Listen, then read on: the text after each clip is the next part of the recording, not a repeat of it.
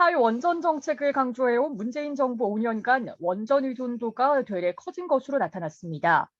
한국전력 전력통계월보에 따르면 지난해 원전 발전량은 15만 8,015기가와트시로 집계됐습니다.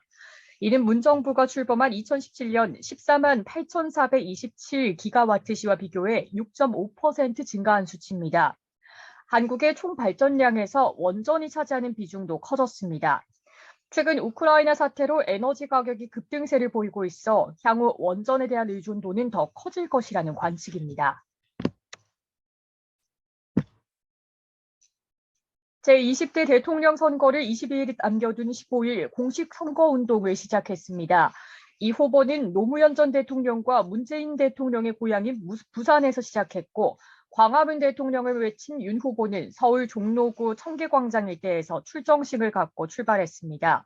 이재명 후보는 부산을 시작으로 대구, 대전을 거쳐 서울 강남 고속버스 터미널까지 경부선 상행 유세합니다.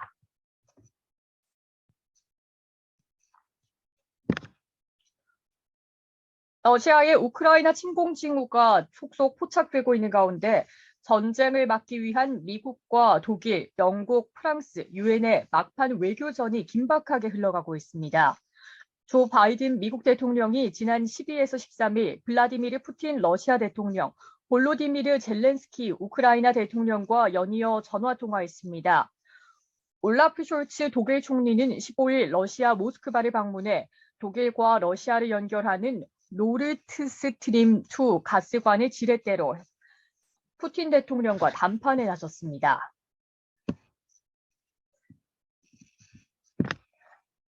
지난해 비상장 기업 가운데 기업 가치 1조 원 이상인 국내 유니콘 기업이 역대 최다치를 기록했습니다. 중소벤처기업부에 따르면 지난해 말 국내 유니콘 기업은 18개사로 집계됐습니다. 한 해 7개의 유니콘 기업 탄생은 집계 이래 최다 수준입니다. 지난해 새로운 유니콘 반열에 오른 스타트업 중엔 두나무, 빗썸코리아 등 핀테크 업체와 컬리, 당근마켓 등 전자상거래 업체가 두각을 나타냈습니다.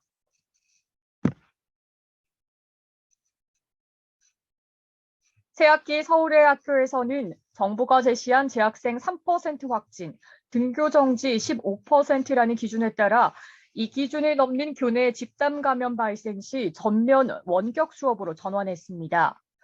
서울특별시 교육청이 15일 올 1학기 학사 운영 방침을 확정하고 발표했습니다.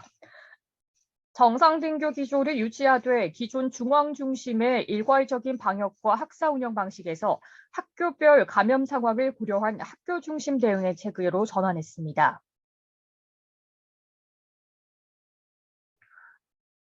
경제학자 57%가 5년 뒤 국내 경제 성장률이 0에서 1%대로 하락해 저성장에 시달릴 것이라고 전망했습니다.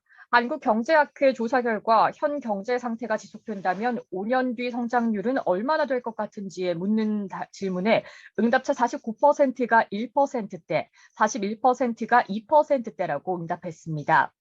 0%대를 예상한 경제학자는 8%로 나타났습니다.